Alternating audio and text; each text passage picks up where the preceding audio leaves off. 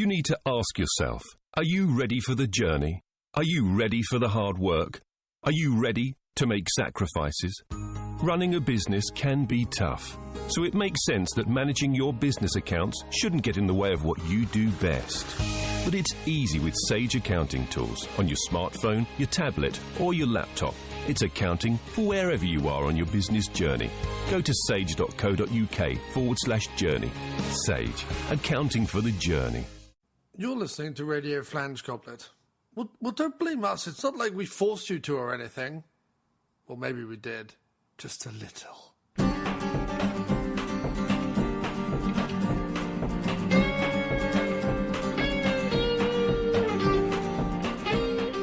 Good evening. Good morning. Good day, sir. Good night. Goodbye.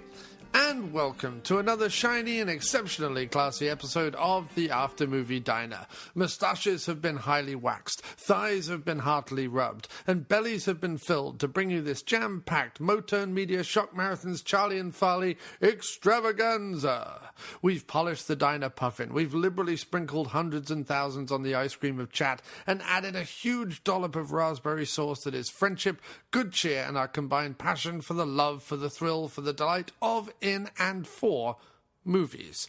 In this case, and for this episode in particular, our combined love of one of my top 10 movies of all of 2016, Slingshot Cops. So without further waffling and flamgumptionry from me, let us crash through these proverbial walls of insecurity and flatulence and career headlong down the rubber slide of podcasting. First up on the show, we thought it could never happen. It's the exciting, exclusive, the wonderful, the charming, the beautiful, the delectable, the funny, the sparkly-eyed, and the incredibly tolerant of my flabby, beardy ass, Kimberly Taylor. She has entirely her own teeth, can count to way more than 10 without using her fingers or sticking her tongue out like a weirdo, and can charge a baboon at 20 paces and overpower it with use of her secret and potent barbarian warrior skills. So let's ramble on over to a diner in Connecticut and my conversation with literally the light and love of my life, Kim Taylor. Shouldn't they hear me, like, slurp my coffee? Well, this is exciting. It's an After Movie Diner exclusive, as we have just been to see in the phenomenal Strand Theatre in Seymour, Connecticut, the Connecticut premiere of Slingshot Cops, a movie which your erstwhile host, me, appeared in. And it's also a first for the show because we are sat in an actual diner, Riverdale diner, with none other than the wonderful Kimberly Taylor, who just sat and watched the film with me. And I thought that we would take this opportunity to get some of her feedback and hopefully use this as part of a Slingshot Cops special episode. So, Kim, it is an absolutely wonderful pleasure to have you on the show. Thank you, John. So, we saw the film tonight at the theatre, and what was your first impression as the lights went down and the scenes came up and Matt was troweling his way through Seymour, Connecticut, and came across three wily fireworks dealers? What was your first impression? Well, I would say that that trio of characters, I think, were some of my favorites of the whole movie. Yeah. You're a little bit biased. I'm maybe a little bit biased. You are a lot biased. But I'll have to say like one thing. I think some of those small bits of it are very memorable. Yeah. Yeah, like little tiny. Not only the sound, the cackling, but also the action comedy and motion comedy, like throughout the different cuts of the chases and things like that. But that was some of my favorite bits. And how did you think that, like, some of the gags, the initial gags, because they throw you right into it, like immediately. Are you doing okay so far, guys? Great. Fantastic. Right. Thank you.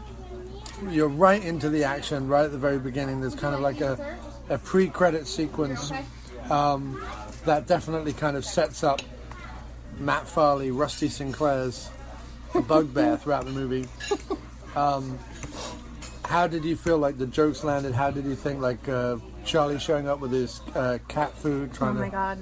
I mean, it's hilarious. I mean, the dynamic between the two of them too. I mean, and knowing that like their part not only in starring but also like making this thing happen. Yeah.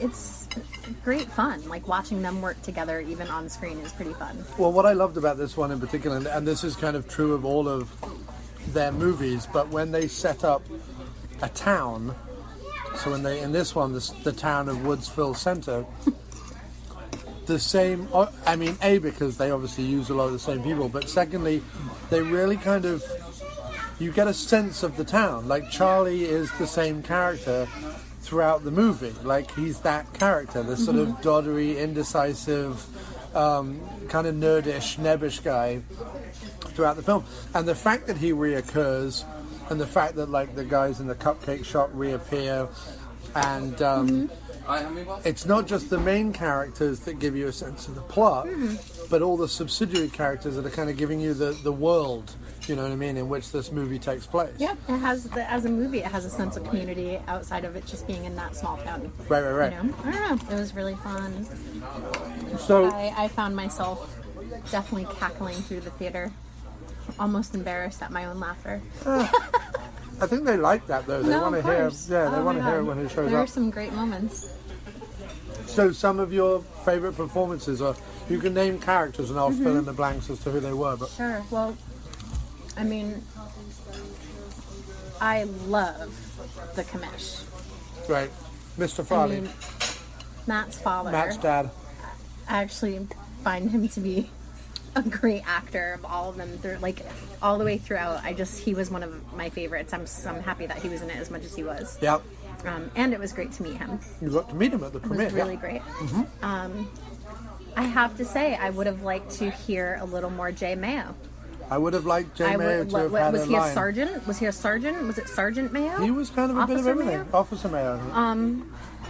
In that role, I would have loved a little voicing of that role to come through. But as Matt But said, hilariously Yeah. placed.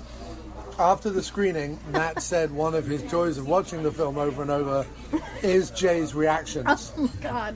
Like Jay's little cutaways and stuff, especially when he's handed Pippi. Pippi. That's I love the amazing, that's Pippi it. moment. I also love Pippi's role. Pippi knocked this one out of the park. There's certainly a dog lover in me that Yes. everybody knows about, and I've gotten to also had the opportunity to meet Pippi. Yeah.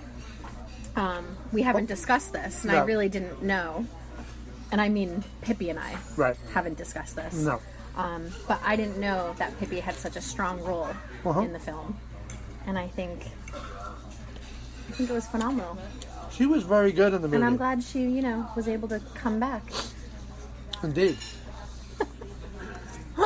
Considering in reality, or certainly the couple of times I've met her, she's not the most controllable dog. She's very lively. The fact that she was so well behaved in this was beautiful, I felt. Maybe she's coming into her maturity as an actress. I wonder who Pippi's influences are. Benji, definitely. You think? Oh, there's definitely a Benji aspect. Lassie, the littlest hobo. There's definitely that thing where the dog saves the day. You know what I mean? Yep. She's part of the... if little Timmy had fallen down the well and needed his medicine, you'd want crying pup Pippi on your side. I'm trying to think of some other favorite. I mean, I don't know. It was put together really well. I think all the performances were great. Kevin and McGee. Hilarious. Oh, I mean, Knocks it out of the park. Yeah. I mean, he was absolutely. absolutely phenomenal with no sense of... The incredible thing about him is, like, he's such a good actor that there's no sense of... And the thing I love about Matt's films in general, there's no sense of irony, there's no sense of, knowingly nodding and winking at the camera. Mm-hmm. He is playing that character. Mm-hmm. Mm-hmm. With all its pompous and Class act, for sure. braggadocio and swagger. And his creepiness in that role comes through, especially with the scenes with Elizabeth. The scenes with Elizabeth, Especially the first scene with her after she had already, been taken of her sense of sight. Right. And he comes in to approach her in the home, and he's just perfectly creepy. He's very threatening, but Elizabeth is wonderfully commanding of her feminine rights. Yes. She's like, is this concerning my medical condition? Then goodbye, sir. Which I loved. But my favorite She's really good at shutting it down. My favorite bit was at the very end, and this isn't spoiling anything, him opening her front door and kind of like sleazing in through the front door with that wonderful, like, what was her name? Akira, right? Kira Why, hello. Studley? Yes. Kira Why, hello, Kira Studley. Like, the way he did that was just amazing. Now, I have a question. Yes. There was a moment where Rusty approaches Kira at her front door. Yes. And he doesn't really greet her. She just acknowledges him and walks in. And I was like, does she have her sight back? Yes. Was that where I was supposed to already know that she had her sight by back? the end of the Did movie, she has her sight back. I know that. But at that moment, it made me go, how does she see him? How does Right. she know who it is? And I didn't know. And it may be that it's not commented on the rest of the movie, because he shows up, that's the last, he kind of shows up for the climax at that point. So I'm assuming she kind of is aware. You know what I mean? That's what I'm going to go with. But I think Elizabeth got the biggest laugh of the night. What? For her phone acting. Her blind phone acting. When after she finished the phone conversation, Hanging up the phone. the comedic timing of that was that had me laughing into the next scene. That was like Mel too. Brooksian. That was fantastic. Elizabeth, too. you certainly got the hardest laugh. That abrupt slam of the phone was so, it was supposed to be so much satisfaction for her. Yes. And to have missed the phone handle, it was perfect. It was. What did you think about Matt's undercover performance? Well, Where Matt dressed up as I don't know what that was. He was in what like was a his kind name? of. I can't remember the name. It was something like Po' Boy Jimmy or something. I don't know what it was. It was like. I think you still have the New Orleans influence of our trip. It was definitely Pobo something, because he was Okay. like doing the Pobo. Doing the Pobo like he was doing. I mean, Matt's performance across the whole movie to me is a favorite. That is for sure. Yeah. But I'm sorry, I'm gonna go back to that same scene you're talking about. I think Pippi steals the show there. As what was the name of? I'm not remembering Chomps. names. Chomps. Chomps. Pippi, Chomp or Chomps? Pippi's undercover performance In a leather jacket. was really Pippi's that in got a leather me. jacket. It's Chomps. That was amazing. It also had the best joke and the best written joke, and the best written joke was, I don't know if it was the South Side Shuffle or the North Side Shuffle. I don't know. I don't have my compass. That was amazing. I did love that. That was great. Oh, but So many great moments. Matt's performance by the graveside. Oh my goodness. Oscar worthy. Yeah, very. It was very emotional too. Matt shows great emotion when he's, especially during the like a close-up format, and when he's speaking, like he's super clear on what he's saying and how he's saying things. But in those kinds of moments, I really enjoy him like kind of being zoomed in on, and you're grabbing a moment like right out of his head, sort of. What I also liked was, I mean, it goes without saying all the performances are amazing. Tom is the Eastern European, making very little attempt at an accent. It has to be said. Like at some points it was British, at some points it was just American with a twang. But I liked how something that could have been a somewhat easy joke, he is actually embraced by the community and becomes like a part of, like there's never anything mean in a motern-media movie. Even the jokes are not mean or at anyone's expense. Nope. Everyone, even if they're taking the mick out of like that idea of the foreigner is embraced. Yep, absolutely. Becomes a hero. Yep. Yeah, for I sure. really love that. Yeah. Well, that's the that sense of authenticity that comes through in anything that I think Matt touches. I don't know. I don't know Charlie as well, but like the duo, like what they kind of do together, it sounds like Charlie's definitely got that sensibility too. Yeah, I mean, it's pretty amazing. I think that authenticity comes through. Like, no one's doing things that way. No, and that sense of the way things used to be, without it being dated. Is that what you're trying to get at? No, but no, like maintaining certain civilities and certain innocences. It creates a timelessness. Sort of. Yeah. That the like cynical, satirical. What's the word? I mean, kind of hip comedy of today doesn't have that, because it's always looking at, well, who do we attack next? And this somehow, or who do we look down our nose at? Like, we're so above everyone else. Also, it's refreshing to be able to watch something modern today that is thoughtful, silly, and family friendly. Oh, completely, yeah. You know? I mean, Freaky Farley probably remains their most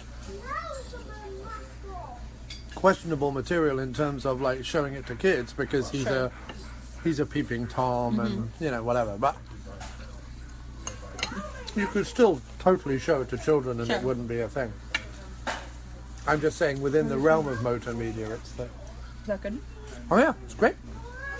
Do you want a bite? No, I'm good, but did you want some of my sandwich? I don't know where it sits, like in the motern world. It's a departure for them. It's kind of different. It has the supernatural elements, but it's certainly more. I tell you what it is. It's certainly more obviously parody than the other ones.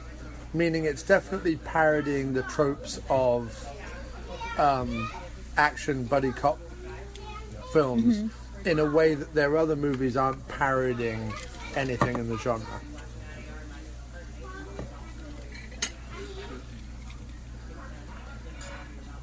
I guess River Beast has some aspect of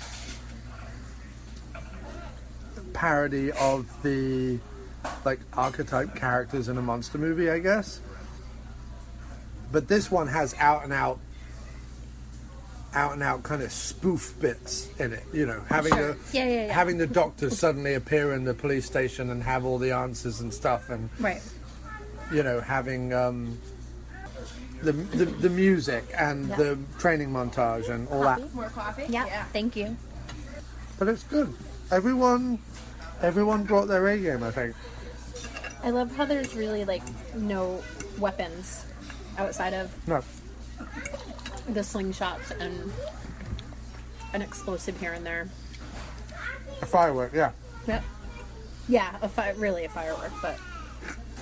And one of their first movies to feature a digital effect. The glowing pink feet. Yeah. More purple than pink, would you say? Which I thought was good for you, because it's like your worst colour. Yes. It really brought back the evil.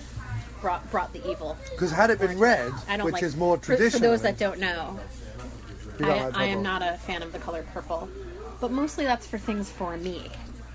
It's not that color is truly like a pain point for me. It's more like I will not really purchase anything that's purple. Right. It's strange. There's also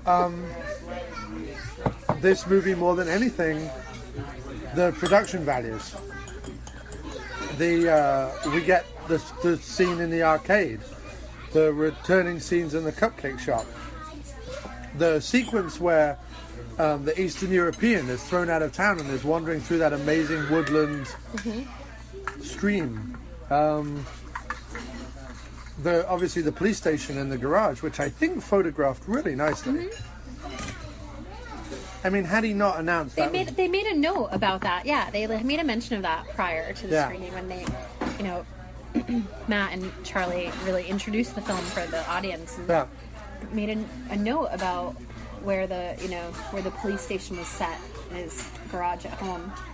And I don't think I would have really paid much attention to that had he not said it. Right, and they did a really good job Charlie did of making it look bigger Yes, than it is. and having several doors into other rooms and so on and so forth, when really It's just the two it's rooms. just the 2 rooms, yeah. And I thought that was very cleverly done. Very cleverly done. Fun film work too, just fun camera work on some of the outdoor scenes too. I feel like when The filming, Sense the Foot was filming from around, below, and yeah. I feel like when McGee was around, there was a more like floaty, almost fisheye camera work going on, especially in the later scenes when he was harassing Elizabeth. God, his facial expressions. were And just he's killer. amazing. I mean, That was McGee fun. is just amazing. Rolling of the eyes. Oh yeah, he's incredible. He's incredible. His sequence when he was listing what was in the cupcake. My God, that was amazing. I wanted a cupcake. Oh, the budget alone, I think $5,000 of this budget went on the cupcakes. They look like good cupcakes. It was sad to hear that chocolate salted caramel one wasn't available in the end. It was sold out, yeah. But I think the vanilla worked. Probably because what I also liked is at the end when they send Sharon Scalzo, that's Tom's brother who played the desk sergeant who then became his partner. Yeah, what was her The blue character dress. name? Whose cousin? Who was that? It's Sorry. Tom's sister. Oh, Tom's the sister. Eastern European okay. sister. Yeah. Okay. Damn it, I forget her Starts name. with an A. Amanda? No. Is it Ariana? No. What was it? Andrea? No. Andrea? Adrian? Oh my God, I can't remember her name. She's fun. Don't know. She's been in other movies. She's in all I've of them. seen, yeah, I've seen her. She's the psycho in Local Legends. Right. She's his love interest in Freaky Farley. Mm-hmm. She gets captured in River Beast. I liked how when she went to the cupcake shop and Charlie was being indecisive about what cupcake he wanted, she didn't run forward and be like, police business. She just waited dutifully in line. Hi, Charlie. He played a great character. Charlie was wonderful in the movie. Charlie was really good. And I feel like on camera, Charlie, in some weird way, looks different than he does in real life. Everyone else kind of looks the same, but... In fact, I didn't realize, but tonight, Tom and Matt were both dressed in their character costume. Oh, Tom was wearing his shirt, right, but and Matt I had didn't his, thi- like, cream I didn't shirt think of and that blue with jeans Matt. on. Well, because Matt always wears That's that. what he wears. Yeah. That is basically what Matt always wears.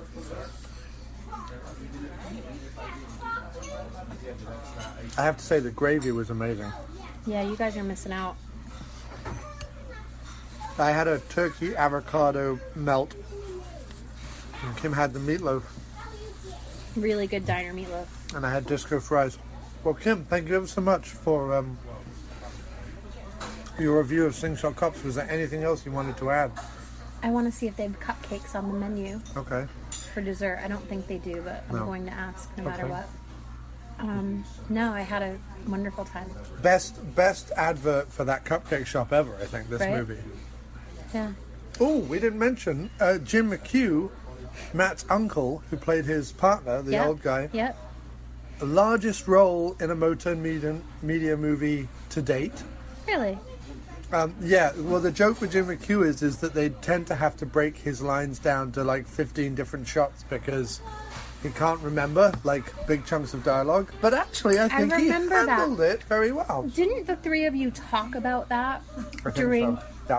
when you guys did a behind the scenes Yeah. fireside chat? I remember hearing a bit of that It's story. on the Blu-ray. We have to watch that tonight when we get home. The Yes, extra. we do. We're gonna The watch extra. it all over again. I might. But I think we need to get cupcakes. Okay. Is there anywhere near us that does cupcakes late at night? Is there like a late night cupcake shop in Brooklyn? Sure, we'll that find sounds it. like that should Come be on. a thing. Where do we live? I was going to say that should be a thing, right? Yeah, Hipster and if there's Central? not, like we're doing the wrong thing. If there's in not, life. we make one. Yes, we should be, Yeah. making sure that there's late night cupcakes available for everybody. Well, this has been a pleasure. Well, thank you very much for being here. You're welcome. Well, marvellous, yes. And if that conversation and review of the film didn't whet your appetite wetter than an old dribbly man's bib after an enormous corn on the cob, then I don't know what will. Maybe what's coming up now, which is a wonderful, fantastic barracuda taunting, giraffe tickling, and otter face-punching conversation with the 2 brains, the 4 hands, the 2 mouths, and the quite a lot of hairs behind Slingshot Cops. And that is none other than Charlie Horatio Roxburgh and Matthew Rumbold McTavish Farley, the 3rd Duke of all the coffee milk. What hasn't already been said about these 2 fine and upstanding gentlemen would be difficult to fit into a wobbly IKEA ottoman, but I will simply say this. They are 2 of the finest, most creative and downright welcoming chaps a person might have the pleasure to spend a short afternoon with playing tiddlywinks or hopping for pike down at the local brook. Let's dive right into our chat like an over-enthusiastic but quite simple child might fall headlong into an empty swimming pool before the butler has had time to fill it with pudding and the feathers of Peruvian dogs. After the tour, we're going to try another bombard the press and just the world to try to sell it. And the angle we're thinking of going with is, have you ever thought that people in your life should be in a feature film? We did, and then we made it. That's like the general message. Right. Okay. Excellent. So I'm if Charlie's up to it, of course. The task of making a trailer that it could run like 4 or 5 minutes, probably, right, Charlie? I think it could. It's a mixture of behind the scenes and the scenes, actually. Yeah. It's the story of how it was made and just how interesting it is to me, at least, that some guy that we listened to his podcast named Jon Cross, we ended up putting in the movie. That's pretty interesting, and that's just one thing, the supervisor from my job. See, hey, you want to be in a movie? He's like, yeah, and boom, he's the villain, et cetera, et cetera. I think like the people that, some of the people who were the concerned citizens, there's one shot that's in Los Angeles. Yeah. Like, just have an open mind about what you've got that you can use. Right. Yeah. And we want to inspire people to do it themselves, to do it too. Everyone should be doing this, I think. A little different topic. I was looking at the fireside chat today, the extra footage I have. Yes. And there's only like another 10 seconds or so before my and Farley's camera died. So I think I'm just going to roll with you, Jon Cross. I experimented with making a still of me and Farley and putting it up when we were talking, like we had mentioned that day. I don't know. I wonder if it's going to be so distracting that people won't be able to pay attention to the audio as much, take it seriously. So I might just roll with you for another chunk of time and put it on YouTube like this week. Sure. Whatever. That's absolutely fine. Whatever you think. Thanks for doing that little commercial blurb on the Prom Night 2, the sequels, slasher sequels. I heard that the other day. That was nice. Yeah, I'm going to do that up until the last screening. And then even a couple ones after that, just selling the Blu-ray and DVD. And it's good because I put that page together, so I'm able to kind of direct people to my site and then to your site. Like, it's a nice, I'm getting some benefit out of it as well. So it's kind of cool. Everyone's happy, I think. Did that podcast come out? Is that episode 202 for you, John? Because I don't Hello, Mary Lou. It's John said that. I don't see it on my iTunes app. Your feed might be slow because he switched. Yeah, so what happened, Farley, and this I'm going to have to make an announcement on. I'm devastated. On iTunes, it's updated. So if you search After Movie Diner using your iTunes app and go on to actual iTunes, you will see the episodes there and you can individually download them. The podcast app, even if you delete it off your phone and clear out all the stuff and everything else, because I've tried it, has not been updated by iTunes. So it's only showing the feed that was coming through TalkShoe. It's not showing the feed that was coming through Blog Talk Radio because I've transferred over. Well, I just downloaded it. I had to just search. It worked searching on the app, and then I found the episode, and now I'm downloading the episode. So I got it that way. I loved I loved your part twos though. That was great, or just talking about the sequels was great. I think Farley will like it. Yeah, Heck no, yeah. well, that was a podcast that when I posted about it, I think Matt said that he was into that. Oh, Hello, Yeah. Mary Lou as a subtitle. Was that a decision made to help the business? Like, the distributors say horror dudes in the VHS store, like in the VHS aisle, are just gonna grab this off the shelf because it's called Hello, Mary Lou. I love that. That's just one of the questions for the ages. How? Yeah, it's completely bananas Why? because the movie wasn't made as Prom Night 2.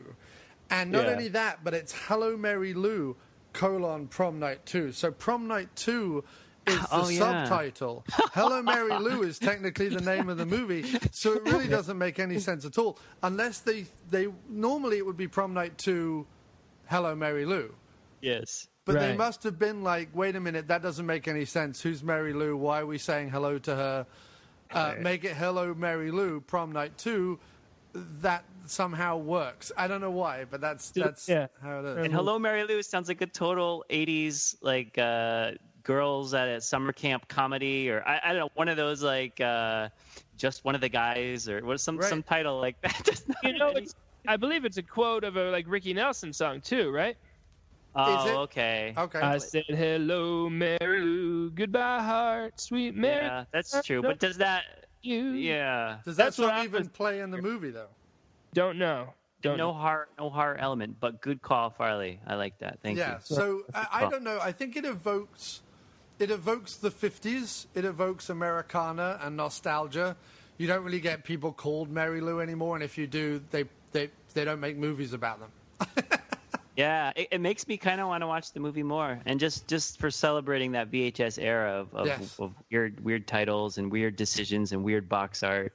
Well, what I love about it is that it was never meant to be a Prom Night 2 sequel. They just made it as a movie in Canada, and then the distributor wanted it to be a sequel, and then the Canadians went ahead and made the third one as well. The third one, so they were like, we don't want it to be a sequel. We're going to fight back. The distributor was like, shut up, it's a sequel. And then the Canadians went, oh, all right, we'll make another one then. I would do that too. I love that. Yeah. So there's all these, like, I find that far more fascinating, the stories behind these B movies and behind little slashers and things like that, far more fascinating than how they made Independence Day. Like, I've no interest in, I presume they hired Will Smith and he punched a CGI alien. Like, I don't need a story behind that, because I can imagine the story behind that is that there was a script written and a director picked and a big studio went, these people are going to be in it, and go away and make the movie. Whereas I want to know how movies like Hello, Mary Lou, Popcorn, which is another great one, Spookies, like those kind of movies, I want to know the behind the scenes of. So Yeah, me too. that's what I'm excited. And in fact, that's why we have Charlie and Farley on the show today, because I know that the listeners are clamoring to find out the behind-the-scenes stories that go into the now hit film out of Massachusetts, Slingshot Cops, which Good has segue. officially been screening in cinemas all through the Northeast for the last month. Is it now, fellas? Yeah, oh yeah. It's we have Massachusetts, San Francisco, Connecticut, Rhode Island, and it's wrapping up on Saturday in upstate New York. And what's hilarious to me is that, your success is such that you're able to hit those markets. They're the markets the studios wish they had. Do you know what I mean? Like, they're the markets, the all-important markets that the studios are like, I just don't know how we're going to hit Providence, Rhode Island with this big release. And they won't, because people have had enough of them. They're old. They're boring, and they're dying out. People want It's Slingshot the Cops. revolution. It We're, is. we're leaders of a gosh darn revolution in filmmaking, and it's you're going to watch this movie, and then you're going to go home and you're going to start writing your own movie just like it, because it's an inspirational movie. It is an inspirational movie. Now, I'm not going to go into the spiel yet again as to who you guys are. I want my audience on my website. It's really easy. You just search Motern-media or Shock Marathons or Matt Farley or Charlie Roxburgh, search in the big search field, and you will see all the podcasts, all the articles, all the reviews, everything that us gentlemen have done together over the last, I want to say 5 years now, since you sent me Freaky Farley and Manch Vegas. Is that right? About 5 years, I think. Yeah, right around there. Yeah, I learned about you, John, because of Don Dohler. Yes. Yeah, because I never thought I'd find anyone podcasting about Don Dohler. And now it was everyone's awesome. now everyone's getting on my bandwagon. Now Don Dohler has a fan page on Facebook, and other people are doing video reviews of his, and it just that's what happens. When you're a trendsetter. He deserves it, though. He deserves it. Oh, he does. I don't begrudge. Course. I don't begrudge Don anything at all. And in fact, I'm taking credit for it. But really, it is the dual efforts of Mr. John Kinhart, who made the fantastic documentary on him, and the wonderful Mr. Robert Long, who had been long singing his praises over on Smash or Trash indie filmmaking long before I did. So really, they're the pioneers in terms of the Dohler. But I certainly did my part, and I'm still to this day a big fan of his films. Part of my Halloween 31 films of October was Blood Massacre, always is. I'm still a big fan. And basically, all the audience needs to know is you followed in that footstep. In other words, make movies locally. Make movies with your friends, family. Come up with some crazy ideas and just go do it, because it's far more exciting. And so you guys have made some monster movies. Matt, you went away and kind of made a satire stroke Woody Allen-esque comedy about your songwriting and your filmmaking and your creativity. And now you come back together. You've made Slingshot Cops. Charlie, why don't you give us the elevator pitch for Slingshot Cops? Okay, a young cop and an old cop are an unlikely duo in this small town, and they are working on a illegal fireworks ring, which really bothers Matt Farley's character, Rusty Sinclair. And little do they know, there's something far more sinister and dangerous going on in their small town, and it's up to them and their friends to save the day. And where, first of all, do you get your fantastic ideas from? What was the impetus behind this, which is, I think, something of a departure in a genre, but also a departure slightly as it's more of an out-and-out comedy. So, Farley, why don't you start? But what excited you, and what made you want to do something a little different? It was Charlie's idea to do a buddy action movie with my uncle. Me and my uncle paired up. He proposed that to me, and I was instantly on board. And on that day, he said, and you could say, time to play things my way at some point. And I was like, yes, I'm in. And then in terms of we think Freaky Farley is hilarious from start to finish, but our humor is very very subtle. So a lot of people like it, and a lot of people like it for its horror elements more so than its funny elements, but we like it mostly for the funny elements. And I guess we just noticed that we weren't getting the big laugh. Like, we're cracking up in the back of the theater, and other people are just watching it with a straight face. So we're like, we're gonna have to be a little more overtly funny, because people don't agree with us about the other movies. No, when I said that it was sort of more overtly comedic, I just think what you've added to this one is the parody, like the spoof element, because buddy cop films, I think, have more clear genre lines to spoof. Does that make any sense? Would you agree with that, Charlie? Yes, I would. And I think that we work incredibly quickly. You filmed with us, so you know. Yeah, it was fantastic. And that was a relaxed day. It was the greatest honor of my life up until this point. Yeah, and we didn't even film out the whole day. We got you back on the train when it was still light out. We went and recorded a podcast. We filmed all morning and then went and recorded a roundtable podcast. The creativity that day was intense. It was. But, it was. Yeah. I was going to say that we're more like a TV show than a movie because of the pace we film. And we're more like a TV show from the 60s or the 70s maybe, because I think I've heard people say the student film from now is like what Hollywood was doing in the 70s. That's how crazy the leap has been. Right. And people just have all these high expectations where really in some other media, like in music, you could make a garage band rock an album and it sounds really raw and people will listen to it. But if you do it with a movie, sometimes they have this hang up about it. They can't get over the fact that it's not super expensive. Right. But for us, we're more like a 70s. You go, Farley. Say what you want to say. No, I'm just saying that's a great point. I haven't heard the garage band comparison, but it's totally true. Like we should have the garage bands are a thing. Garage movies aren't so much of a thing, but they can be and they should be.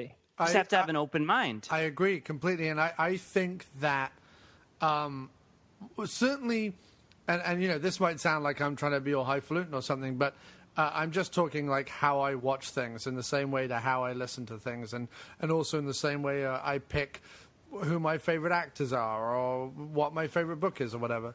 I'm always looking for, not even consciously, but I pick up on when something's authentic.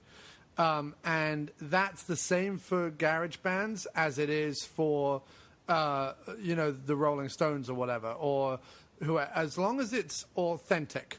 And I don't know how to define that authenticity. I can't really put that into words. I just know some people have it and some people don't have it. And sometimes I can see through it and sometimes I can't.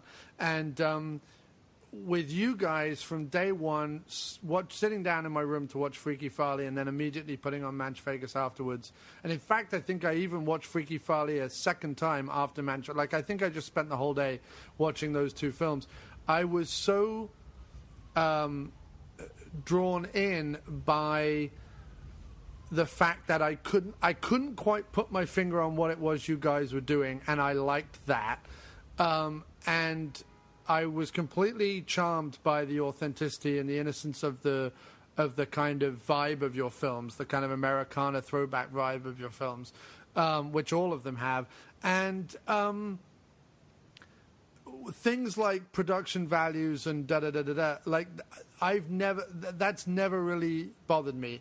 If I can watch the movie, understand the story it's telling, and enjoy the characters, that's all that should ever matter, whether you're watching it on if you go to see a kid's production, or not even a kid's, if you go see an amateur dramatics production a summer stage production of Guys and Dolls, you go in going, I'm going to watch, dentists and lawyers and doctors or whatever it is, play these characters from Guys and Dolls. I don't expect it to look like the Hollywood movie, because I know that's Jeff Butcher up there, and he's normally chopping meat, but because he likes musical theater, he does this on the weekends, right? So we go see it. I love that. That is the best. Right, it's amazing. And my dad, I grew up with that. My dad used to do orchestration for the local, what we in England call amateur dramatics, and I think you guys call like summer stock or something like that, right?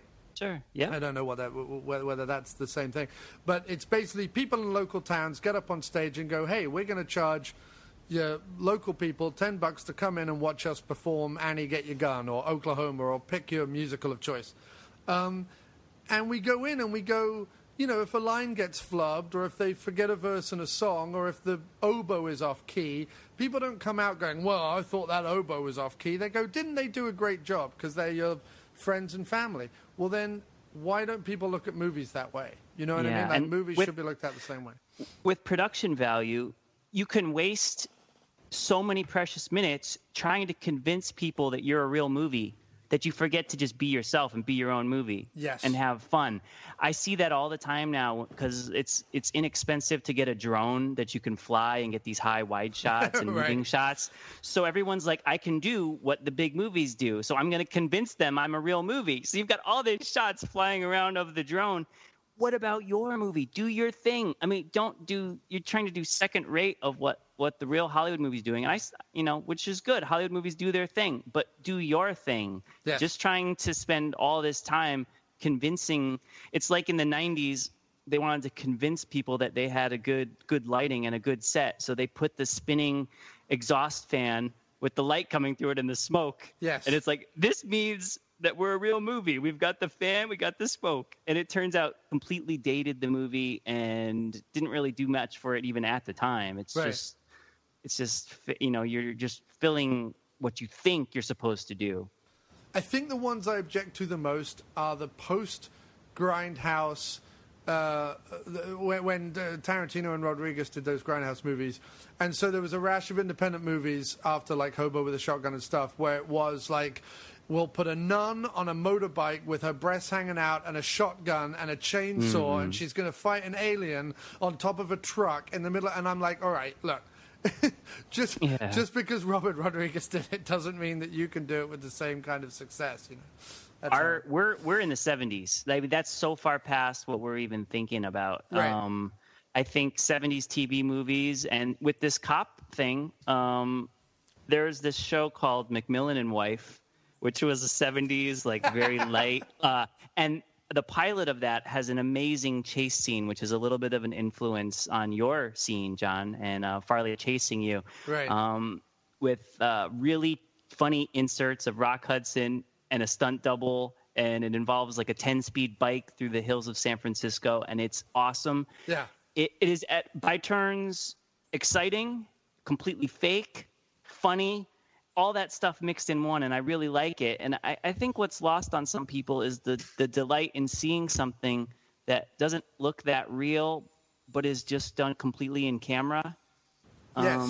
I don't want to feel like Rock Hudson was getting hurt or anyone was getting hurt in this chase. I just want it to be cutting together kind of funny, you know, and entertaining. And also I think this is the thing, is that if everyone is trying to make a good movie, so everyone is doing their best to make a good movie, no one is on set going, it's just a shitty independent movie, so let's not put our best in. Every single one of your actors, and every single time that you're behind the camera, Charlie, and the crew and the soundtrack and everything, you're all trying 100%, 110% to make the best film you can make. It comes out as a Charlie and Farley production, and the audience knows what to expect, and it's fantastic, and it's inventive, and it's funny, and all those things. If other people sneer at it, that is because they have become cynical and ironic hipsters who can't watch something with a wide-eyed, open-minded joy, and they can't see the passion and the hard work and the long days and the energy and effort that goes into it, you know? And it's like when people laugh at Don's films, Alien Factor or Galaxy Invader, and those riff track people. I get it. People like riff tracks and stuff. I'm like, no. I'm anti-riff tracks. Riff tracks are my Tom Petty, Matt. That's the way I look at it. I'm anti-riff tracks. Yeah, because it's so hard to make a movie. What he was doing with just to make one of the Alien Factor monster costumes would consume your life for maybe a month, if not more, and a lot of your finances. Yeah. That is an achievement that if you haven't tried something like that, you wouldn't even begin to be able to grasp how that upsets your life. I'd like to say something too. You mentioned the Grindhouse, and I've said this before, I'm sure, but in Grindhouse, they at least in the theatrical release, I know they had a moment where like they pretend the reel is missing, that it got damaged. You guys remember that? Mm-hmm. Mm-hmm.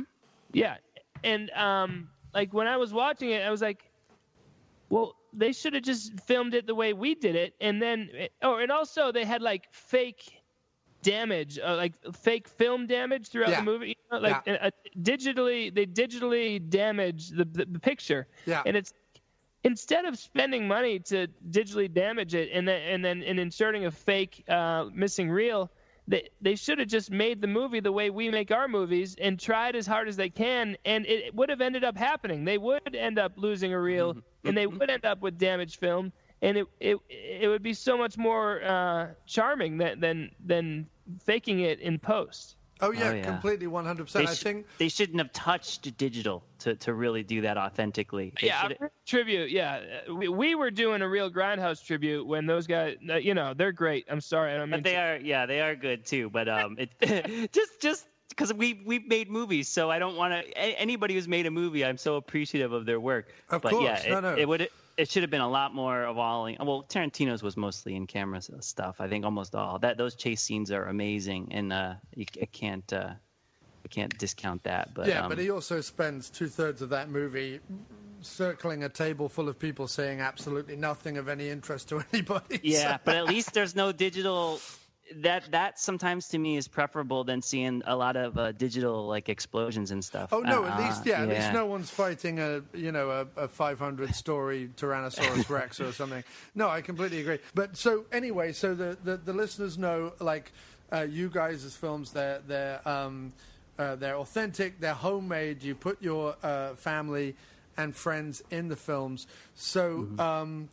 And I love that it would be Macmillan and Wife meets Fiend. That's the tagline to Slingshot Cops. I've watched every episode of Macmillan and Wife and every episode of Murder, She Wrote. So when you get used to the way they do their coverage, they do it in a way that's fast. Yeah. And in focus. And sometimes we have to do that way, and hopefully the thing that's free for us is the dialogue and the good actors, you know, doing their thing.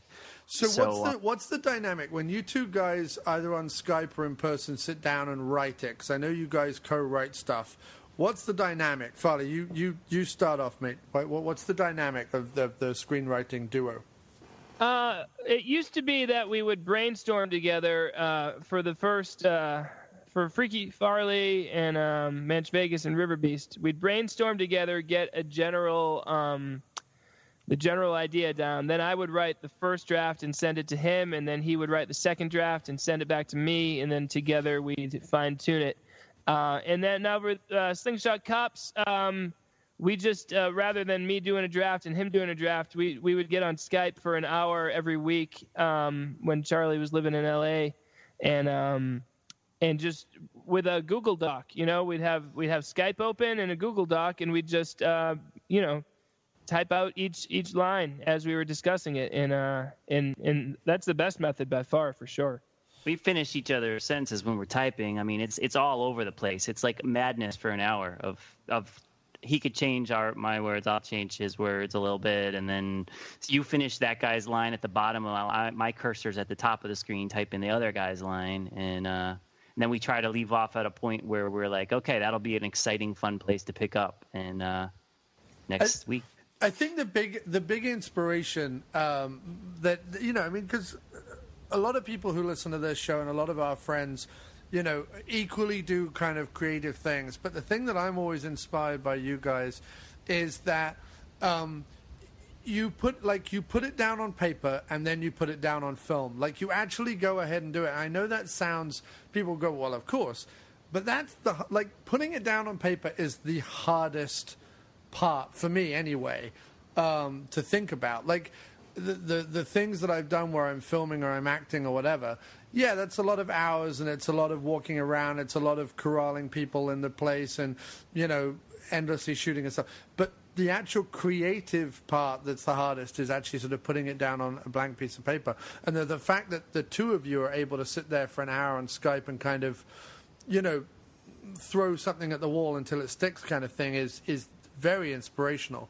It helps to have somebody to keep you honest and like, hey, Farley's going to be on Skype. He's very precise. He's a little more timely than I am, but he'll be on Skype at 7:55 if we're talking at 8 or 7:50, and I know right. I have to run around and shove dinner in my mouth and walk the dog and get on really quick because we gotta keep each other honest and live up to what the other is expecting. So. And when you're working through that first draft, are you both personalities that can allow mess? In other words, kind of getting that first draft down is kind of throwing everything at the paper until it all kind of is on the paper, and then the second draft, or at least the second kind of rewrite, tends to be kind of shoving it all into place and ordering it and making it look pretty. Can you cope with that mess the first time through, or do you kind of clean up as you go? Well, I mean, we try to clean up as we go when we remember to, but I remember specifically for this one, the characters of Vance and Eldon, played by Brendan and Randy. The early on, they were much more like confrontational, and as we were writing, they turned into like hippies who like to hug people. So When we then went through for the second time, Charlie, do you remember like looking at one of those scenes? We're like, oh man, this is totally different guy. Yeah, the personality. Totally rewrite this scene because they're like yelling at me and I'm yelling at them. So and then right where they're hugging me. Well, that's what's genius about the film. I mean, not wanting to spoil it for anyone, but in a normal, I'm thinking of that great Emilio Estevez, Charlie Sheen film, Men at Work, where they are warring garbage men, and they have another duo who are the incompetent garbage men who keep trying to catch out Emilio Estevez and Charlie Sheen, who are like the knockabout, roguish garbage men. And each time their pranks backfire and attack them instead of attacking Sheen and Estevez. And it's a great kind of... And Brendan and Randy are sort of at the beginning because, you know, Brendan is dating Matt's or Rusty's ex-girlfriend. And so that conflict is set up. But the wonderful... And normally, a normal movie would play out and then Matt and his ex would be back together and Brendan would be either... arrested or humiliated or, you know, whatever, covered in manure or something like Biff Tannen from Back to the Future. But instead, at the end of your movie, everyone is happy. And actually, it doesn't matter that Rusty has a love story or not, because he doesn't really. I mean, he might end up with Sharon, he might not. He might just end up hanging out with Pippi the rest of his life. And it doesn't matter, because that's no longer the story. Both Brendan's willingness to help and improve the situation in order to get rid of Sensefoot wins over any personal desire for any one individual, which is kind of beautiful and wonderful. Yeah, I would hope that, when someone watches it, they would get that feeling that you said. Like, you get this gentle feeling that I haven't really seen that before. This is the way that the movie should go, or usually goes, with the manure angle or something like that. Right. But I would hope that this little wrinkle, the little like, okay, here's a different take on it. That not everybody's fighting, and it's heartwarming and nice. I like it. Go with it, because there's plenty of other movies that don't do that. So you got. In fact, I would say one of the things that you guys do, and it may just be a product of. And I don't mean to be. I don't want this to sound negative, but like it may be a product of Matt or whoever's playing the hero, not as an actor wanting to be like physical with another person, even to a kiss or anything. But like you don't really have love stories in your films, even in Freaky Farley, where everyone seems to sort of be interested in Farley. There aren't really, or even in Local Legends, for example, where Sharon is sort of very interested in Farley. There isn't. There aren't like big sweeping love stories. I guess Manch Vegas has one, right? But that's about it, isn't it? But it's so over the top that... Right. But in terms of like the traditional romance, because what do you notice about every Hollywood movie, whether it's an action movie, a drama, a horror film, a science fiction film, whatever, a man and a woman have to be attracted to each other. Right? Yeah. That's like in every movie. Even in all these superhero movies, they've always got like their woman who isn't the superhero. Like the women are never the superheroes. The women are like, nurses or lawyers or stay-at-home mums or whatever, or teachers. And the superhero men get to fly around in tights and save the world and then come back to the picket fence. And you guys don't have that. You're like, romance is the least interesting thing anymore in movies. What's actually interesting is all this other stuff, and I think that's also refreshing. I think we know that we aren't able to sell it very well either. Probably, like it's like I don't want to kiss someone on camera, and I don't want to ask anyone else to kiss on camera. That's uncomfortable and awkward, Right. And I wondered if it was a product of that, or whether you were. Like it's a product of everything. It's a product of everything. I mean, you get this feeling that we can't do that. It's just it, and then you know who's going to be able to film with you, and you know what's going to feel right when you're watching it with your family and friends, because ultimately that's who we're making it for. Yeah. Really. So that it's all those things, but it's almost we don't talk about those kind of things. They just are. They just happen. And I think but we did note at some point that Rusty doesn't have a love interest, in that it's okay, and it's kind of freeing to just. Yeah, that's true. It's an action. It's a buddy cop movie. I mean, what do we need to insert this thing for? And it's kind of it's cool to have, instead of Rusty winning the girl, for him to just accept that the girl's gone and be cool with it. That's pretty neat. And something. It's still some kind of development. And what I love again about your scripts and about your ideas is they seem very free, and they seem very stream of consciousness. Like the idea that in the film, you make the leap to have a supernatural element to the villain, but then, and again, without wanting to spoil too much, there is then a otherworldly element to your buddy cop duo at a certain point. That's not really giving anything away, but you know what I'm talking about. Well said.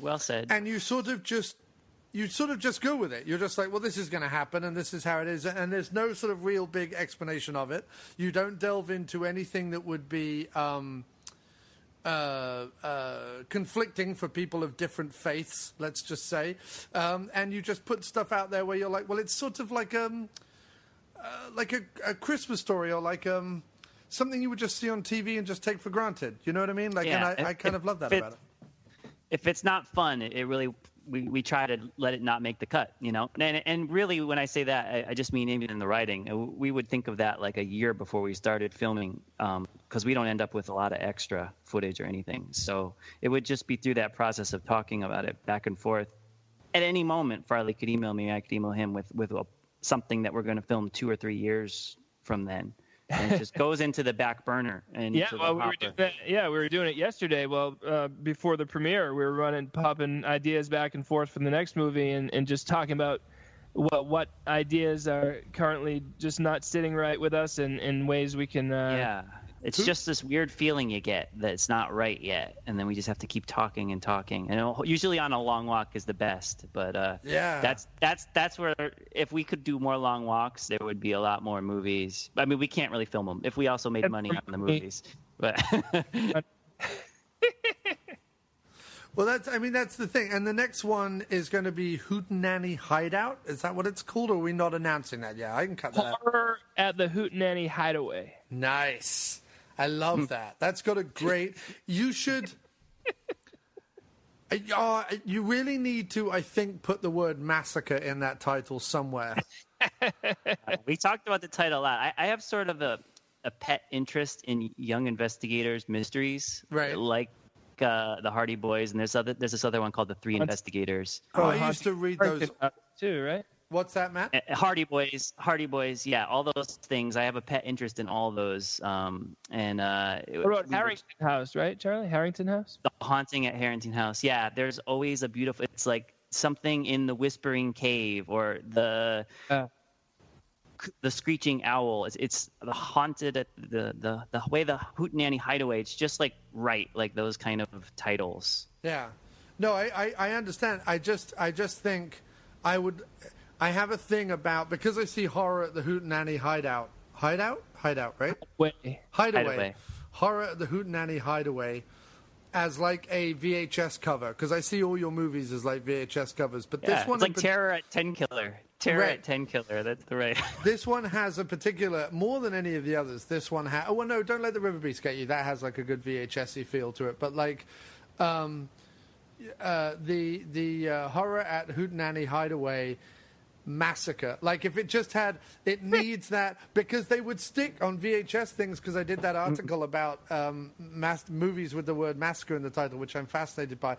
They would stick massacre on the end of a movie title just to sell it. And in fact, recently a movie came out called The Windmill in the US, and in Holland and in the UK, it was made in Holland, but in the UK it was released as The Windmill Massacre, and the US distribution took the word massacre off, and I'm like, that's your mistake. The movie will not sell in the US now without the word massacre on it. If it was The Windmill Massacre, that's so much a better title than The Windmill, which just sounds like you're going to sit down and watch some sort of Dutch drama about clog making, you know? we have so much freedom because the movie's not going to sell either way. So if we wanted to put massacre in or not, it doesn't matter. And that's the benefit of doing it just ourselves with no one to answer to.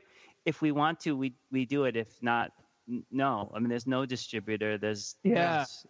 It's so great to not have to answer to anybody, and people they can't do any work than they've done. I think, so we just go with it. Yeah, and people give us suggestions sometimes, and when they do, it's I'll listen to them, of course, but it's so nice to know, like, they're not my boss, and it doesn't matter, and it's like, oh, right. What a great feeling. And it's also funny, actually, because as a creative person and as a friend of you guys, I want to be like, hey, why don't you do this and do that, and here's an idea, and and put this in and this name and da-da. But actually, as a fan of yours and your films, I want it to be as much just you and Charlie and Farley as much as possible. Like, I don't want anybody else's influence in there, because you guys have been knocking it out of the park, and you guys have been making the movies that we love. And yes, the casts have got bigger, and yes, there's more kind of people from different diverse parts of the country and all the rest of it in the movies now, where there wasn't before in the same way. But that shouldn't change anything. Like, that should, we like the way it was. There's a reason why we love, Freaky Farley. Just keep doing what you're doing, because it's awesome. That's all I'm saying from that. We just do our best. Yeah, it'd be distracting if someone like all of a sudden wanted to be in the movie. You wouldn't be able to follow the story anymore. It would be like, oh, there's X, this famous, some name or something. It would be distracting, and it would help to get it out there, but we would have to be doing something that wasn't completely 100% true to the project. I mean, that being said, if Tom Hanks wants to be in our movie, we'll do it. I know, but it would be untrue to the movie. And then, I don't know. If Tom Hanks wanted to be in the movie, he would know what he was getting into, I think, and we wouldn't do anything differently. I wouldn't, I could see us not doing anything differently. Charlie? Yeah, maybe, but I mean, he would have to work on the movie for 10 minutes, and you and I would work on it for 2 years, and then everyone would just say, "Oh, that's the Tom Hanks." I know, no budget movie. That would be so great if they bought it, maybe. But if they didn't, if no one bought it, and I would just be like, "Oh, I sat in front of the computer for a year for them to say, oh, that Tom." Yeah, but what you do. Otherwise, they say nothing. They don't even know the movie exists. Otherwise, Well, Jon Cross is talking to us. Cross is going to know either way, and he's going to like it. Yeah, and I think, Farley, you're very right picking Tom Hanks, because he is the least cynical. Yeah, he's got actors. Good humor, and he seems like he was in He Knows You're Alone. So I mean, it's coming back to his roots. Tom, you're in. Tom Hanks. Not to call people up, but like George Lucas, like in interviews, he's always like, now it's time for me to make my smaller personal movies, but he never does. It's like, no. What are you waiting for, George? Yeah. Like, George could literally go in his back garden and film his kids, like, I don't know, fighting with a beach ball, and that would make $1 billion if he released it tomorrow. Yeah, I like how Coppola kind of did that in the last 10, 15 years. He kind of just was like, whatever, and made those kind of crazy. That's true. I can't even think of the titles off the top of my head, but I like that a lot, because he's a big name. And put his money where his mouth is, kind of. He totally did, and he's kind of done that his whole career. So that's a guy who's kind of done it. He's been in the big studio system, but still, I mean, what are those? What's the movie? I can't even remember the names of them, but you know what I'm talking about. Well, Coppola thought this, like, Coppola set up his own studio, even when the studios were nabbing Spielberg and Lucas and Scorsese and stuff, and giving them money. He tried to set up Zoetrope, his own studios, and he made Apocalypse Now, and then he made One from the Heart, which bankrupted him. Like, he put all his own money into that, which was this huge, big, lavish Vegas musical with Tom Waits music and everything else. And that basically bankrupted him, and he had to do a couple of those movies like Dracula and Jack and a couple of the others to sort of make money back again, because he really didn't have anything else. But no, right up until the mid-'80s, he was sort of putting his money where his mouth was, I think, for most of it. But he started doing it again after he made enough money from Jack and A Time to Kill and all those things in the 2000s. He went back to this. He's probably bankrupting. He's great. The stress and pressure on those guys doing those big projects is beyond what we can comprehend almost. Well, but on a micro scale, I mean, we have, we have a lot of stuff we're doing, but it's that we're juggling. It's crazy, and trying to not let the movie consume you to the point where you're other parts of your life are being damaged by it. We have to periodically remind ourselves none of this matters and it's fine. Who cares? Yeah, because and of course, you're all married. Matt, you've got kids. Tom's got kids. Like, it's all happening now in terms of like life and stuff, and that can stop it sometimes. Yeah, Charlie was in the process of buying a house in the middle of film. Remember, we were scanning documents it was unbelievable. You know what I was gonna say too? This is a little unrelated, but just when people are filming, and this is what Jon was saying before, when Farley is filming like an action scene, do like Farley and don't go too over the top if you're filming a small movie, and be safe, because people say like film is forever, but really is more, people are more important. I totally feel that, and that's the way we film. So I don't know why I was just thinking that, but like any time where like the universe hates anyone who tries to do something. You're trying to make your own mini world. Yeah, something's going to go wrong. Alarms are going to go off.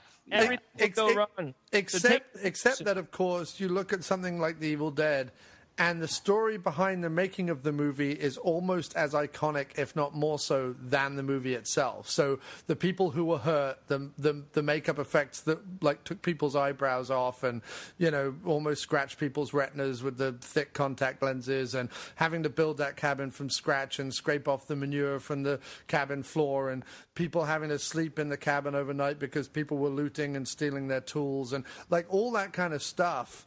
Rural Tennessee having the harshest winter, whereas Michigan had a soft winter, and they should have really filmed in Michigan. All that stuff goes into kind of the making of the movie, and kind of has stuck that mythology of like three guys in Michigan who bought cheap suits and convinced car dealers to give them money to go make their movie. Kind of has carried that movie to some extent. I'd trade that mythological story for sparing someone's eyebrow from being burned. Yeah, keep people safe. But what they achieved on Evil Dead is also through the roof. Yeah, I don't even. I mean, it's one of the greatest. It's so iconic, and you can't compare it to anything. When it came out, it's still ahead of its time. Practically, it is unbelievable.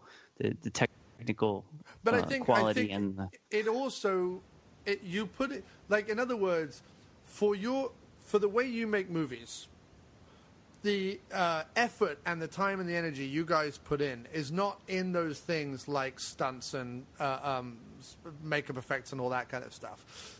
You put your blood, sweat, and tears into other aspects of it, right? Just setting aside the time you need to, the length of time you shoot, the less hours you have to sleep every day, the fact that you cram it all into a small amount of time, the editing time, Charlie, you had with also buying a house and all the rest of it. Like, you put all that into it, and we get out your creative speed it results in that movie, and Sam Raimi and Bruce Campbell's creative speed results in that movie, and neither one is better nor the other. It's just the end result. It reflects the personalities of the people who go into it. You know what I mean?